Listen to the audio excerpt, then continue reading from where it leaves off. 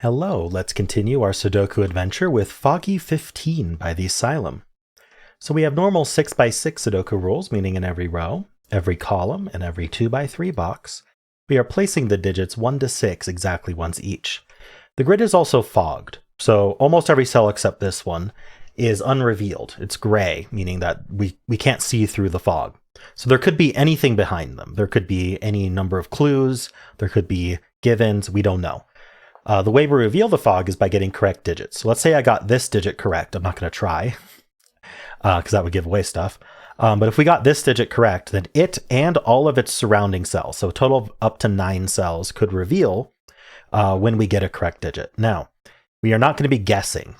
You might as well not try the puzzle if you're planning to do this. You could technically try 1 through 6 in this cell. One of them will be correct and it'll reveal everything. And then now you know that cell's correct. That's not the intent of fog puzzles. It's an unfortunate side effect of fog puzzles that we avoid doing at all costs because that's not, you might as well not do the puzzle. It's not a puzzle at that point. So my recommendation is not to do that. Anyway, we also have clues on the grid that are X's and V's. So cells will be separated by X's or V's. If they're separated by a V, they sum to 5. That's Roman numeral for 5. So maybe like 1, 4, there'd be a V between them. Or 2, 3 in some order, 3, 2.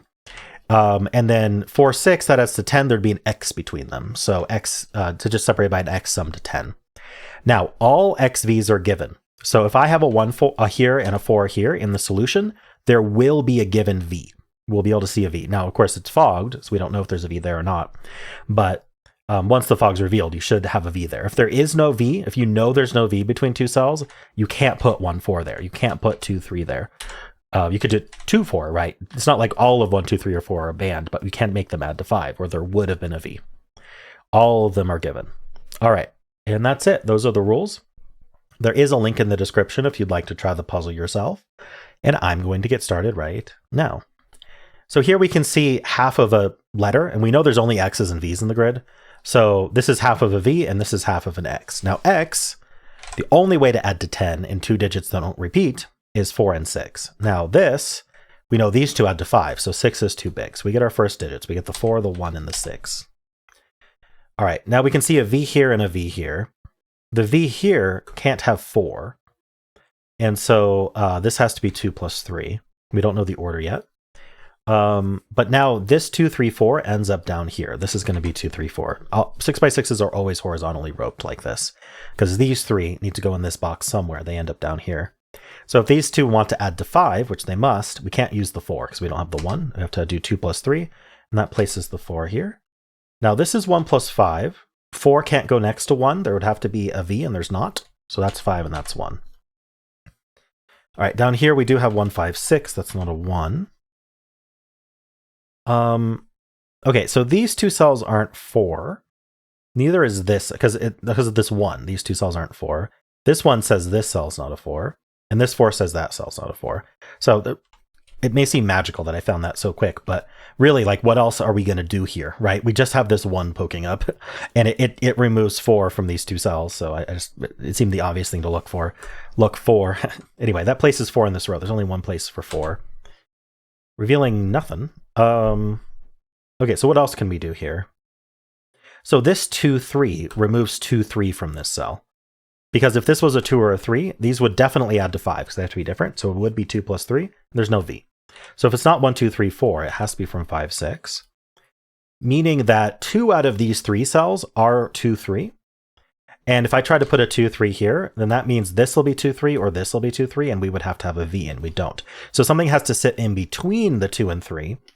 So this is 2, 3, and I don't think we know how to resolve those, but that means this is also 5, 6. So 2, 3 can't go here or here for reasons we've stated. Let's see. Do we have like roping? Yeah, so the 2, 3s are roped over here, and we have the same thing going on. Where something needs to be between them. So this is the 2, 3, and this is the 5, 6. So that makes a 5, 6 pair here. Very nice. That gives us this 1. And then over here we have the 1, 4, 5, 6. And we don't know, so there could be a V between these. We can clean this up a little bit, but this could be 1, 4 because we might reveal a V. So we gotta be careful there. What can I do with this then? 5, 6 pair does mean that this is 2, 3, 4. We don't know if there's a V between these. So this 2, 3 tells us this isn't 2, 3. And so this has to be the 5, 6, and this is 2, 3. Just for what's left in the column. We don't know if there's a V there or not. We knew there wasn't a V here. That's how we could use that, because we would see a V peeking out. But here we don't know if there's a V here, so we can't eliminate that. But this is 2, 3, 4. Meaning we need 1, 5, 6 over here. One's in one of these two. So wherever the 1 is, the 4 is going to be diagonal with it. Don't think that helps. Oh, but there could be a V, so we don't even know that. That's not necessarily true. It's really hard to do negative constraint with fog. Hard to think about. I'm going to be making mistakes. If this was 4, this would be 5, right? Because we can't do 4, 6 across here. Maybe is there an elimination I missed? Huh. 4 and 6 here. Yeah, there is. It's so easy to miss it. So we can't put a 6 next to a 4. There's no X. So that's 5. That's 6. That reveals a bunch of stuff. That gives us the 5. Oops, that gives us the 6 here. Sorry. That gives us the 1. Okay, let's take a step back. 6 can't be next to 4, so that's our 5. That's our 4. Almost the entire grid's revealed now. So let's look at the rest of this column. We need a 2, 3, 6. We know this can't be 2, 3, but that's already taken care of down here. This is one of the 2, 3s.